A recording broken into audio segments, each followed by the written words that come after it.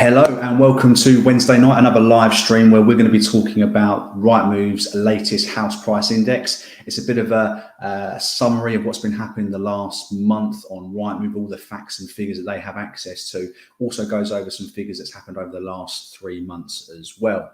So please stick around. There will be a question and answer session at the end. So if you do have any questions, please feel free to pop them in the comment section and we'll get round to answering those. So yeah, if you don't know who I am, I'm Lee Everett. I've been an estate agent in Essex for the last 19, 20 years, dealt with thousands and thousands of property transactions. So I'm pretty well placed into answering and giving as best advice as possible. So let's get into the video, the live stream. We are going to be talking about this. So every month, Rightmove, they release this house price index. And as I said earlier, they have access to probably 90% of estate agents' properties. So they really have their finger on the pulse when it comes to how many properties are coming onto the market, how many are selling, how long they're taking. And this report basically just goes over everything they've sort of got together over the last 30 days.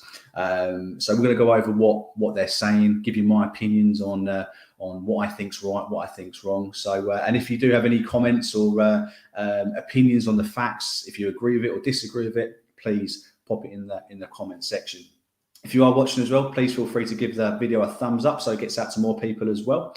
So let's get into the video. So it's been a crazy 3 months, been a crazy 2 years, and Rightmove have been showing this in their figures as well. So it's not just what I've been experiencing and the few of you that are watching this right now, but the whole of the property market has been manic for the last coming up 2 years now.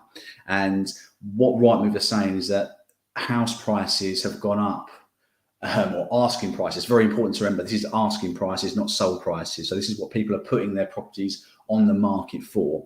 And for the third month in a row, Rightmove are saying that it's been a record-breaking month in terms of asking prices go up. And it's been record-breaking for the last 3 consecutive months. So let's let that sink in for a minute, that for the last 3 months, we've had a record in January of asking prices going up, a record in February, March and April. That's 4 months, beg your pardon, 4 months. So it's an amazing time to sell if you're selling a property and just selling. But if you're buying, then again, the latest news that house prices are going up isn't going to be what you're after. So I do apologize for that, but don't shoot the messenger. Don't shoot the messenger. So how much have they gone up? The month-on-month average, it's gone up by £5,537.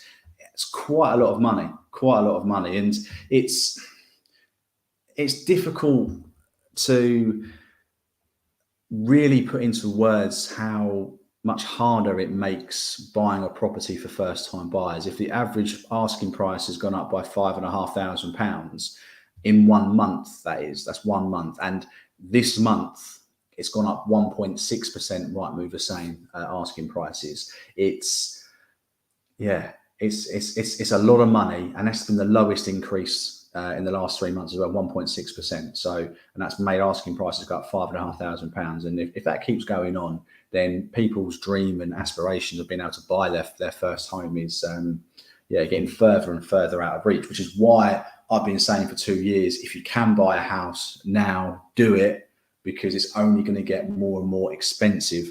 And every time I do one of these updates on what's happening in the market, I'm saying the same thing, and I feel like I'm on repeat, but I can't stress enough that the longer you leave it, the more expensive the house you want to buy is, and also interest rates are going up as well, with most lenders increasing their mortgage rates. So please bear that in mind. If you're hoping for a crash, I personally don't think it's going to happen anytime soon. So average asking price has gone up £5,500 in 1 month. Over the last 3 months, it's gone up nearly £19,000. So from February, March and April, the same house, the asking price of that house has gone up just over £19,000. So that's nearly somebody's wage, or is a full-time wage in some parts of the country. And affordability is becoming much more difficult for mortgage brokers and buyers to make the figures work so they can actually afford to buy a property. Lenders like Nationwide are doing the helping hand mortgage. So if you're earning over a certain amount of money as a single or a joint application, then they will do your wages 5.5 times. So if you do want to speak to a mortgage broker about that, let me know. Ping me an email at leeeverettpropertyadvice@gmail.com, and I'll put you in touch with a mortgage broker who may be able to look at that for you. But yeah, £19,000 in 3 months asking prices. So sellers are really capitalizing on this spring market, which tends to happen every year. Spring tends to be after Easter, the time when a lot of sellers decide to put their house on the market. And they're taking advantage of not many properties being on the market and lots of buyers. So it's it's definitely still a seller's market, and that doesn't seem to be showing any sign of changing anytime soon. So what they're also saying is prior to the pandemic, so we're talking 2019, as long ago as that seems, the average house was taking 67 days to go from on the market to under offer. That has now gone down to 33 days on average. And I think, according to Rightmove's figures anyway, that is the quickest since they started recording this type of data. So 33 days. And of course, there are going to be properties which take longer than that, sort of more unusual properties, maybe ones that can't get mortgages, or, I don't know, sort of dilapidated and uninhabitable. But there will be properties which come on the market and sell like that, or even sell before they go onto the market. And well, I've had an apartment I put on at 6:30 last night, and by 9:30 this morning, I had 7 or 8 people wanting to view it, and I had a full asking price before midday. So we're talking less than 3 hours being on, 3 working hours of being on the market, and properties receiving full asking price offers. So it's really, really, really important, if you are looking to get in as quickly as you can. Sign up to the Rightmove updates, Zoopla updates, so you get emails when properties come on the market. Search these websites multiple times a day. Don't just rely on the emails. Get on your phone, get the apps, and search every day as many times as you can. Try and optimize your chance of being the first person to see those properties. Next point. Yeah. Their next figure is that 53% of properties that are going under offer are selling at or over their asking price. Again, that's a highest figure that Rightmove have recorded since they started doing their records. So over half properties that are going under offer in the last month are getting over or their asking price. So if you're thinking that you might be able to nick a few quid here and there to try and save yourself some money, there's a 1 out of 2 chance that that same property will get sold for more than the asking price, which is crazy. I say, before the pandemic, you'd maybe agree a handful of deals over the year at asking price or over asking price when the market is flooded with properties. But the last 2 years, you've got to go in strong. If the property's been on the market for not very long, you've got to go in strong. You've got to be competitive, be serious, and try not to mess around. Don't give an owner a reason to consider your offer, especially if there's other people waiting to view. If you can go in with a good, strong offer, give the owner no reason to think about your offer, and allow more people to view while they're thinking about your offer. Go in strong and get that sale agreed as quickly as possible. So of the 53% that aren't getting asking price, the other houses are getting 98.9% on average of their asking price. So the half that don't get asking price or above, they are getting bloody close to it. So you can save some money. I bet it's going to be a little bit of money, but if you are wanting to secure a property, going in at a very good price, close to the asking price, is going to really, really help the success of you getting your offer accepted. But it's common knowledge. I know a lot of you in the first time buyer forums, and when you're emailing me and messaging on the comments, are asking for advice on how to secure a property, even though you are offering 5, 10, 15, 20% sometimes over asking price and still potentially losing out. So it's a difficult time to buy right now. So if you are watching, please give the video a thumbs up, share it if there's anybody else you're buying with, a partner or friends who are also looking to buy a property. Whether you're a first-time buyer or not, this channel is here to help everyone, but I like to concentrate on first-time buyers if I can, because there's very little help out there for you. So this is what we're all about here on the channel. Cheryl, thanks for joining us. Really happy that you've popped in to see us, so thank you very much. Market's been brutal and the figures are clearly reflecting this. Been a horror show for first-time buyers, 100%, 100%.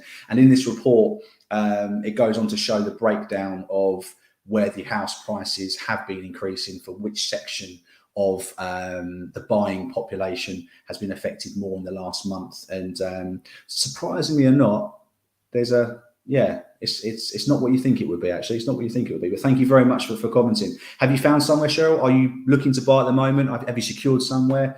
How bad is it where you are? Let me know. So going back to Rightmove's report, there's still a record low of properties for sale. I think there's a little bit on the report here which shows, where are we, how few properties each estate agent's branch has. I'm not sure if you can see it there. I'm going to try and bring it up on my one. 42 properties is what the average estate agent has on the books at the moment. And if you look at that graph there, that is, certainly lower than what it was back in March 2021. Unfortunately, can't go back any further, as Rightmove haven't given that many that much figures going back, and that includes under offer stock as well. So most agents, the average agent in in the UK only has 42 properties which are either for sale or under offer, and I've got a hell of a lot more sold than what I have for sale right now. I think I'm working on about 35 for sale, and I'm not bragging, but most agents will have a hell of a lot more sold than what they have for sale. So 44 properties the average estate agent has on their books, including sold. Very, very, very low numbers indeed. I know there's some agents in my town, I mean, we have 35-ish, something like that, have even less than that. So I've got no idea how they are actually coping, but they are. So Cheryl's back. We've had an offer accepted a month ago after 18 months looking. Wow, 18 months. Constant knockbacks during that time. Only downside is seller not found a property, so potentially long wait / chain. We are buying it in Kent. I love Kent. Kent's a lovely place. Lovely place to live. I've been visiting there a few times over the years. Really nice, really expensive as well, compared to where I am anyway. But yeah, have you noticed, Cheryl, that the asking prices from when you were looking 18 months ago have gone up? We're probably talking 10-15% that prices have gone up in that time, maybe even more, depending on certain postcodes and areas where you're looking. So please, if you're happy to share any information about how much you've noticed prices go up, please let me know. But it has been brutal. And yes, owners not finding a property is a massive problem at the moment. A massive problem. A lot of sellers won't look before they put the house on the market, or find someone before they put the house on the market, purely because by the time they put the house on the market and get sold, chances are that house they found would have gone, even if they got the opportunity to look at it. So what sellers are advised to do is get their house on the market and then start looking for a property. But that does leave a lot of chains which aren't complete. So if you can find a property which has no onward chain or vacant, that's going to make your whole house buying process quicker and a lot less stressful. How long, Cheryl, has that vendor been looking for somewhere?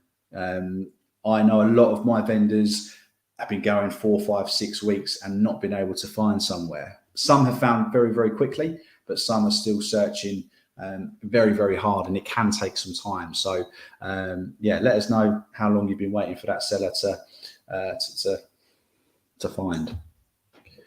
James Dykes, welcome back. I think he was here a week ago or week before last, James. So thanks for popping back. Again, guys, we've got a few people watching. If you can give this stream a thumbs up, that'd be fantastic. So thanks very much.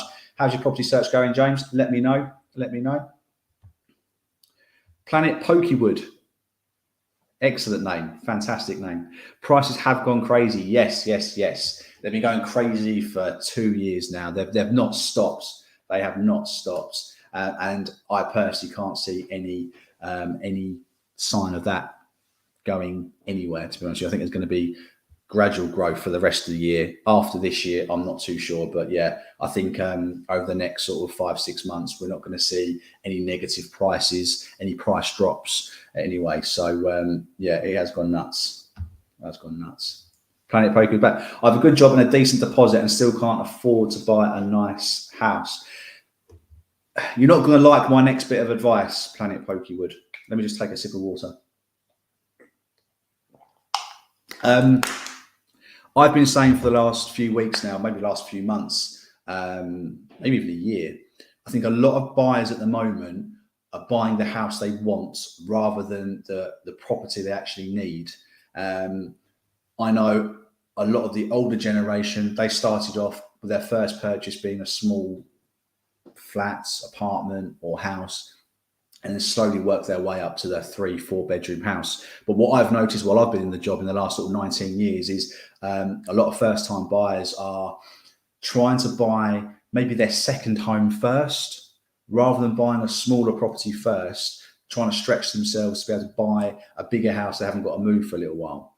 I don't necessarily think that is the right thing. If you can afford to do it, then fantastic. But I personally would be looking to get on the property ladder as soon as possible. And if that meant buying something which didn't meet all your wants, but it has all your needs, then I would much rather do that. And if you do have that decent deposit and a good job, you should be able to find something which you can sell later on.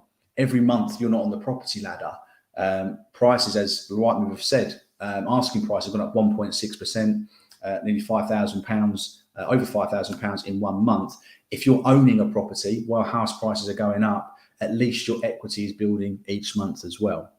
So I'd much rather be paying off my mortgage and my equity building up rather than waiting for maybe the dream house to come along, which may never come along. But yeah, a lot of people in the same boat, a lot of people, and some can't even afford a smaller property because they've just gone crazy, and few people are actually moving up north as well, where generally it's cheaper. So Pokewood, where are you looking to buy? Where are you buying? Let me know. Let me know.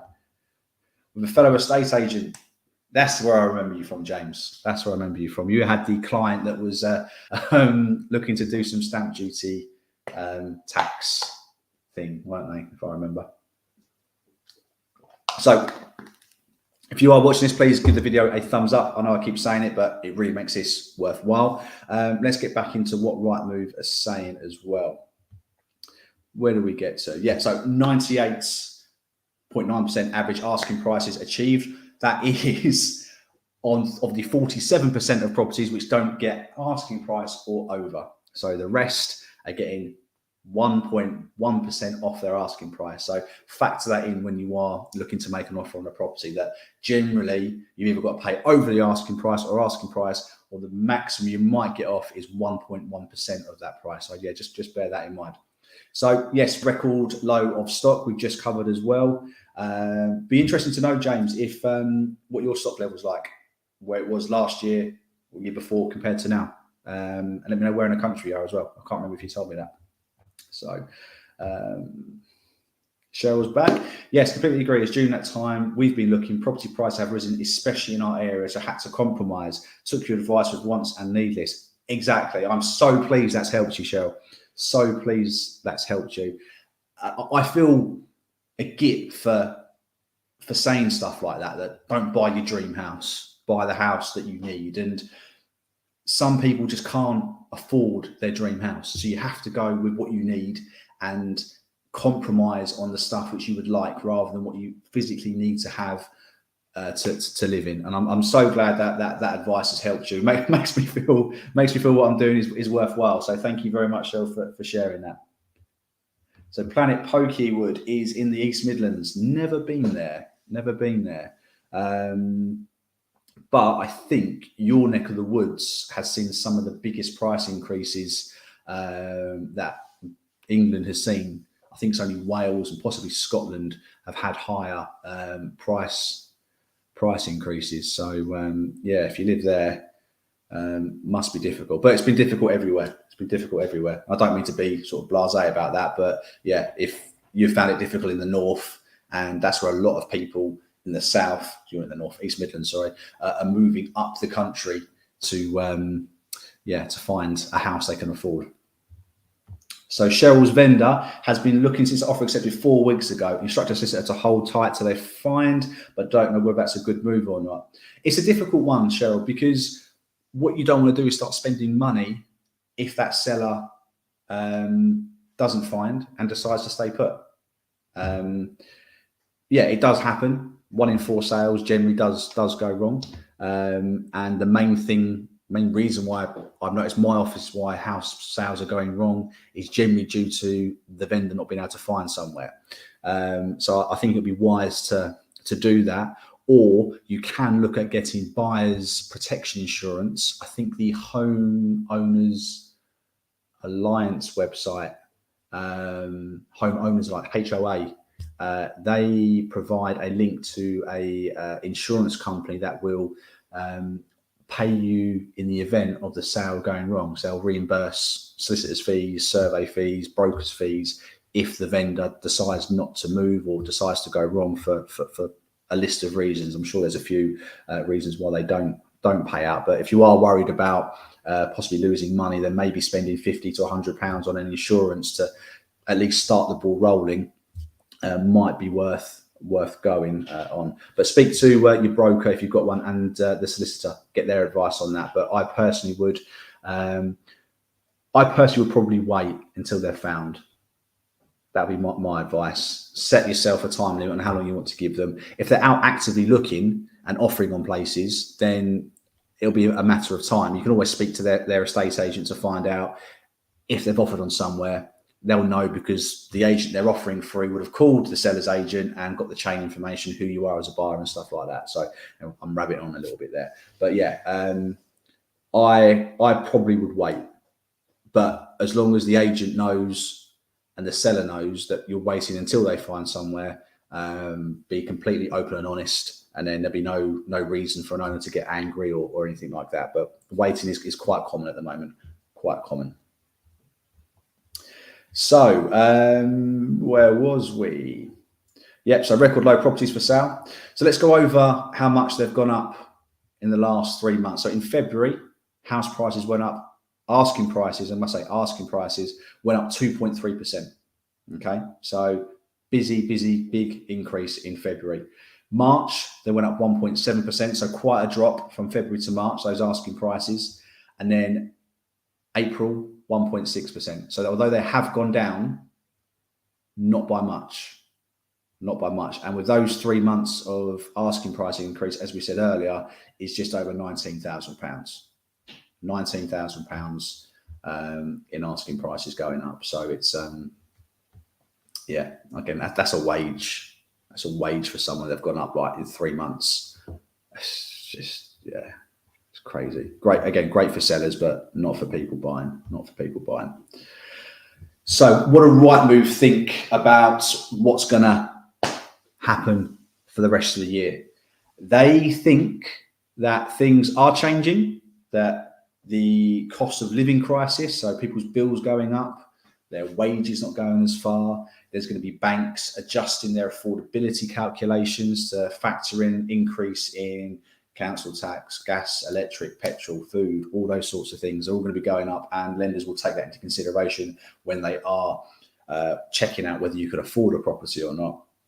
But they don't foresee house prices or the house price growth falling significantly. So I'm not quite sure what they call significantly. I mean, from 2.3% to 1.7% in a month, over a half a point drop does seem quite significant, but then it only dropped by 0.1% between February and March and April. So whether they think that the asking prices are going to stay around that 1.7, 1.6% increase, or roughly, I don't know. But from my point of view, for being out in the game, is I can't see them going down at all for the rest of the year. I really can't. I would imagine there's still going to be steady growth. Although, as we mentioned, the cost of living is going up, there are always people who are somewhat insulated from those things. The people with the money, they'll always be okay to buy places. You'll also have sellers who want to downsize and buy places. People who've got their family homes, you want to downsize into bungalows to release money and stuff like that. There'll always be people looking, no matter what's going on in the market. And you just got to look at the last financial crisis, when a lot of people lost their homes. There was always somebody willing to buy those repossessions, always somebody willing to take advantage of somebody's misfortune. And that won't change. That won't change. But yeah, house prices for the rest of the year, Rightmove think they're not going to significantly change or go down from what they have already. So reading between the lines, I would say they're probably looking at a modest increase throughout the year. Nationwide and Halifax, they think house prices are going to start to sort of level off, still going up, but level off. Zoopla thought that house prices are going to go up 5% this year, and I think they are probably the most accurate or the best guess at the moment of terms of what house prices are going to do at the moment. So yeah, I think house prices are going to continue to go up. So if you can buy now, bloody well do it. It's going to save you a lot of money, a lot of money. Cheryl, thanks, Lee. Appreciate your advice. Told the estate agent that we're waiting for vendor to find in order to proceed with solicitor. Got a home buyer report and valuation completed last week. Fantastic. So yeah, you're doing some stuff. You're doing some stuff. So survey, and you should have your mortgage offer out soon, providing the valuation comes back okay, which it should do. Hopefully, fingers crossed for you. We'll do another live next Wednesday, so you can let us know if you've got your mortgage offer by next week. Hopefully you do. Hopefully you do. Just ask how long your mortgage offer then has to run. Some last 30 days, 60 days, 90 days. So if the mortgage offer does come out and it's only a 30-day or 60-day, then you may need to look to extend that via your broker or via your lender. Because if your vendor hasn't found anywhere yet, then there may be a bit of time for the legal side to catch up. So let's have a bit more water. Bear with me.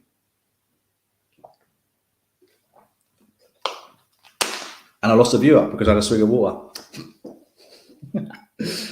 Right, that's pretty much what I viewed on the Rightmove report in between appointments today. So I've not really got any more in-depth analysis of the Rightmove figures. But across the board, they're saying house prices are going up. The level of stock is still very, very low. When people are buying a house, over half of you are having to pay asking price or more, and the other half are paying up to 98.9% of the asking price. And it's taking 33 days on average to sell the average home. And again, if it's a smaller type property where lots of people are going to be able to afford it, that can be a matter of days or hours rather than 3-4 weeks. And £19,000 increase in the last 3 months. Have you felt that? Have you felt that sting? So let me know in the comments below. Now, I want to get to some questions. If anybody has any questions about their scenario, I know I've covered a little bit here, actually. I really should have not done that and put it towards the end, but I get excited and want to help and want to answer people's questions. So if anyone's any questions or other advice they want to pass on to first-time buyers, please share it. Please share it, because I know, although not many people are watching right now, people do watch it on the replay. Because sort of 100-odd people will watch the replay, and any advice we give, not just me, but from your experiences as well, they'll be happy to hear it. There is one thing I want to share, actually. There's one thing I want to share. I've just got to get it up here. Bear with me. It was the proportion of what different type of buyers are paying for properties. I downloaded it. I want to see. Oh, bugger. It's not on there. Hang on a second. Yeah, so in this report, Rightmove, they basically break down how much extra first-time buyers are paying, how much extra second-time movers, and the top end. I think it's quite interesting reading, actually. I'm going to see if I can share this with you. share screen.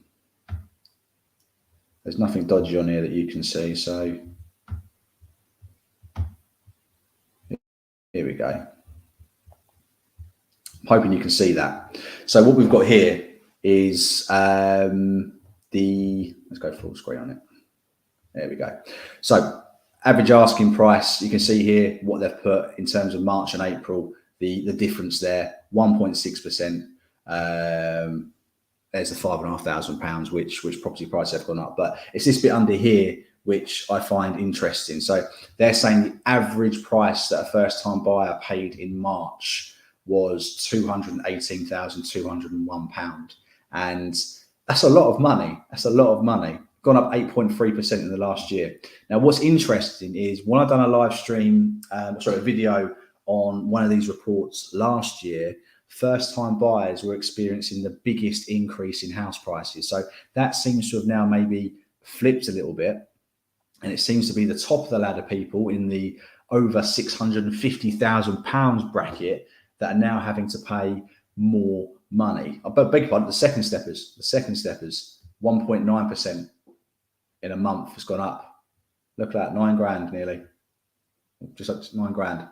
So some people selling their flat and buying a 2-bedroom house or a 3-bedroom house, they're paying more. But this time last year, it was you first-time buyers that were, paying for that. So interesting.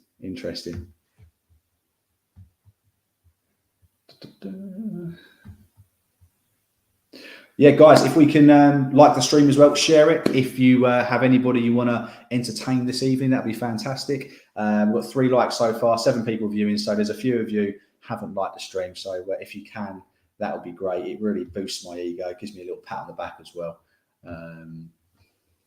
Yeah, there we go. Thank you very much. Thank you very much. Any questions you guys have got? Because this is the Q&A part of the bit now. I've said my piece about what's happening with Rightmove and its house prices. Let's get into a question and answer. If not, we will end the stream. So if we don't get any questions, I will end the stream and I'll go and enjoy the rest of the evening with my fiance. But we'll give it a couple more minutes. I'll have some more water. Are you guys liking this time for live streaming as well? I mean, it literally makes perfect sense for me. I literally, before the stream, I'm ramming dinner down my throat to get here. If you'd rather it a bit later or a different night of the week, then I can do it. If I've got enough people who want to do a different night or a different time, then I'm flexible.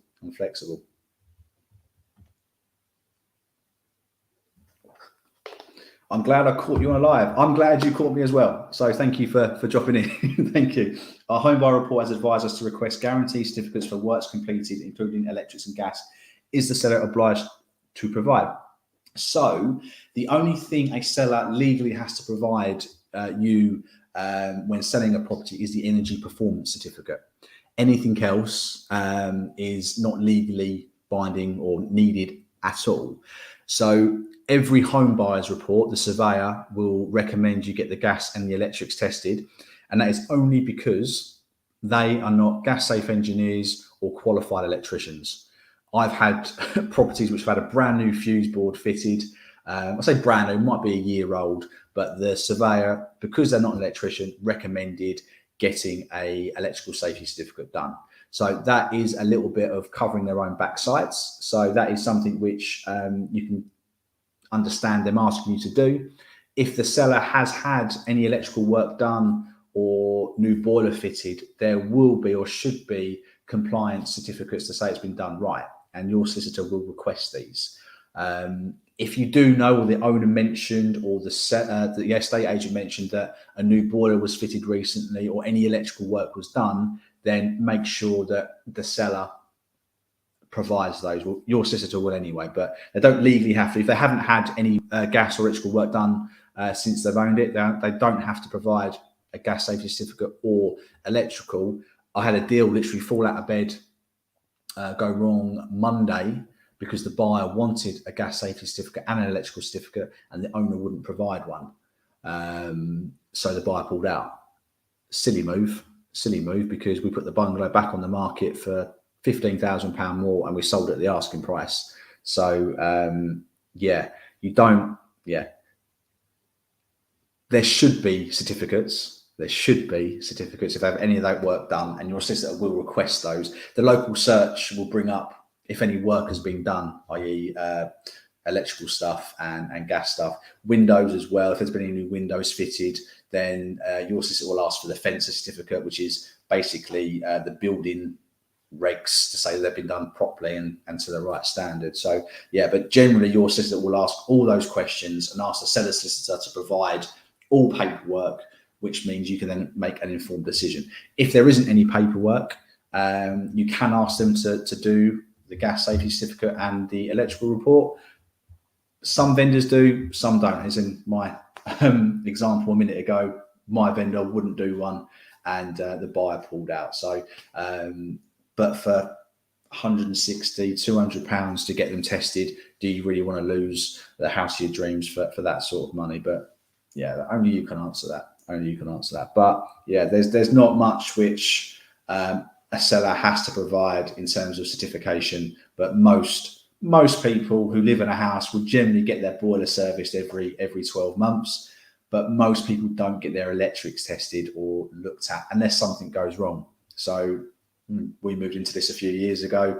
This house had a brand new fuse board. We've not had them tested in the last 3 years because nothing's gone wrong. If something does go wrong, we'll get an electrician round and we'll get that looked at. But yeah, electrics tends to be something which is more reactive from an owner rather than proactive and looking to get it checked every year or 5 years. So I hope that helps. I hope that helps. Do we have any more questions, guys? Really enjoyed doing these live streams. So again, if you want more of them or them to be longer, just let me know when you're about and we can we can start doing a few of these. I actually prefer doing these more than making a video. Doesn't take as long. These doing a video takes bloody ages.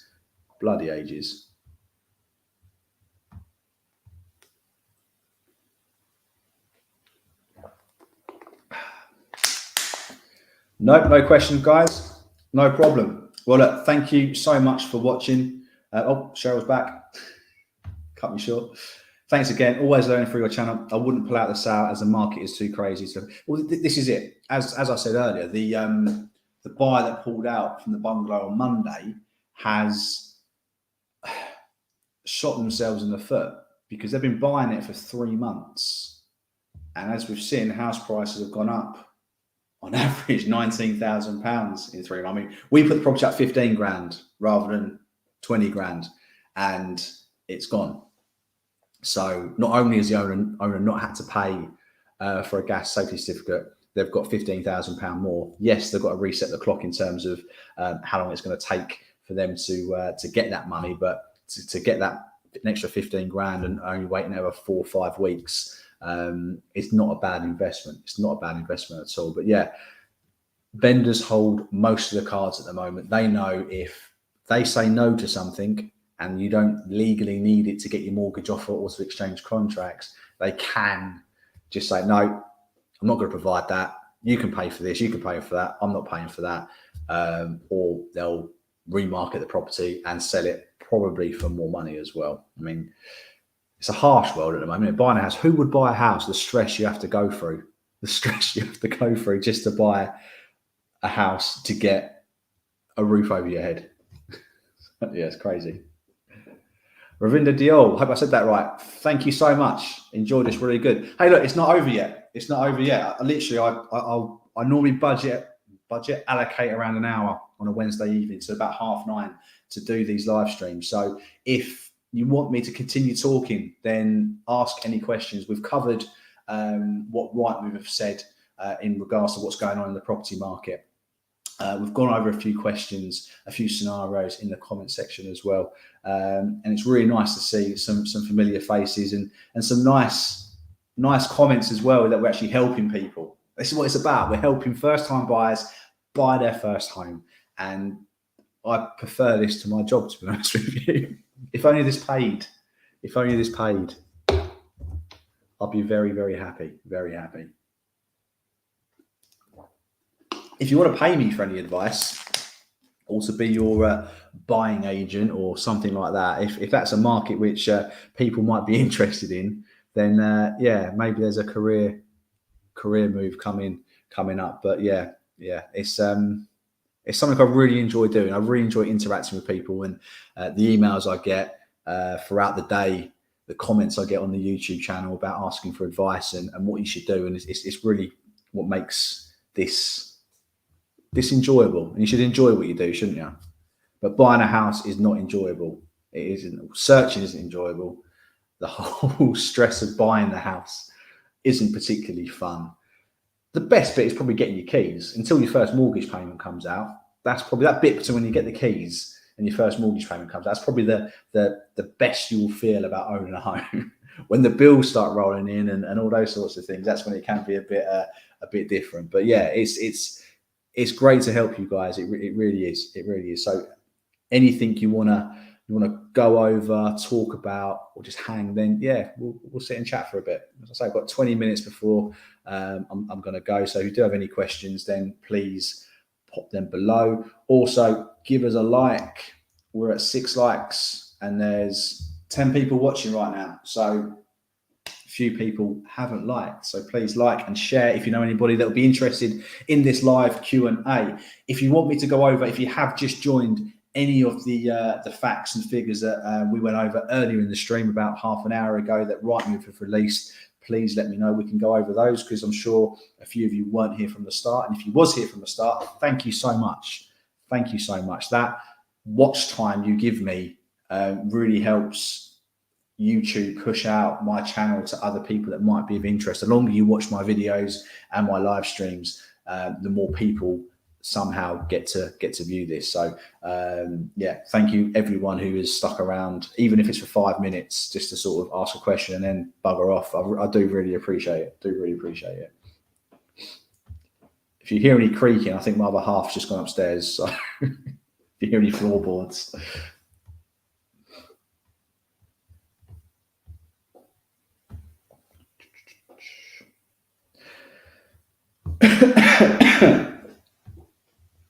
Right then, guys. So yeah, okay, it's been quiet for a little bit. I'll rabbit it on for a little bit. No new questions have come in. I will be doing another stream next Wednesday at 8:30.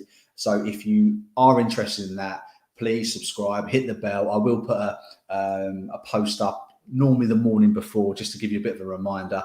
You can follow me on Instagram, which is Lee Everett Property. I've got Twitter, but I don't really go on that. But yeah, Lee Everett Property Advice is the email. If you do have anything you want to discuss in private rather than on a live stream, email address is scrolling. Look at that.